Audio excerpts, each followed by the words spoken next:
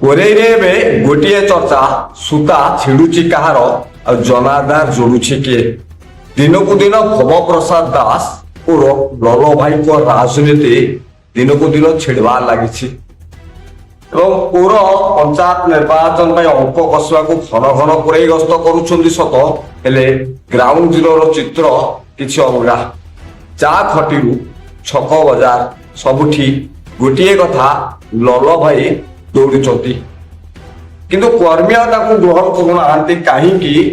କୋରେଇ ଲୋକ କହୁଛନ୍ତି ନିର୍ବାଚନ ବେଳେ ଦେଖା ଦଉଥିବା ନେତା ଦରକାର ନାହିଁ, ବିପଦ ବେଳେ ପାଖରେ ଛିଡା ହଉଥିବା ନେତା ଦରକାର। ଆଉ ଏପଟେ କୋରେଇର ଲୋକପ୍ରିୟ ବିଧାୟକ ଯେ ଘରେ ଘରେ ପରିଚିତ, ସେ ଲୋକପ୍ରିୟ ବିଧାୟକ ଶ୍ରୀଯୁକ୍ତ ଆକାଶ ଦାସ ନାୟକଙ୍କ ଯୋଉ ମିଶ୍ରଣ ପର୍ବ ଲାଗିଛି, ଲୋକଙ୍କ ଗହଳି ବିଜେଡି ଶିବିର ଛାଡି ଘନ ଘନ ସାଧାରଣ କର୍ମୀ ଆକାଶଙ୍କ ନେତୃତ୍ୱରେ ସ୍ୱଚ୍ଛାକୃତ ଭାବେ ସାମିଲ ହେଉଛନ୍ତି। କାହିଁକି?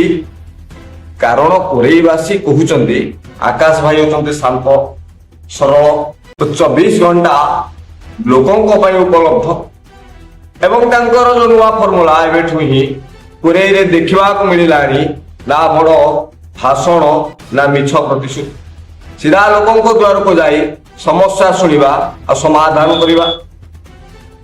ଆଗକୁ ଥିବା ପଞ୍ଚାୟତ ନିର୍ବାଚନ ପାଇଁ ଏଇଟା ହିଁ ସବୁଠୁ ବଡ ଅଙ୍କ।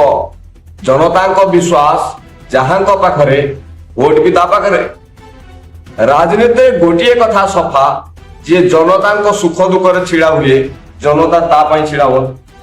ଲଲ ଭାଇ ଯେତେ ଦୌଡନ୍ତୁ, କୋରେଇରେ ମାଟି ଏବେ ଆକାଶ ଦାସ ନାୟକଙ୍କ ଶାନ୍ତ ସରଳ ନେତୃତ୍ୱ ହିଁ ଗ୍ରହଣ କରୁଛି।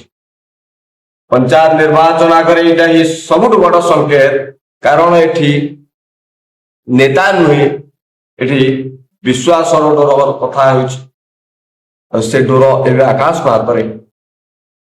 ଦେଖାଯାଉ ଆଗାମୀ ପୌର ପଞ୍ଚାୟତ ନିର୍ବାଚନରେ କାହା ଗୋଟିଏ ଚାଳନାରେ କି ବିଧାୟକଙ୍କ ଗୋଟିଏ ଚାଳନାରେ ଲଲ ଏଠି ଧରାଶାୟୀ ହେବେ କି, ସେ କଥା ଦେଖିବା ପାଇଁ ବାକି ରହିଲା।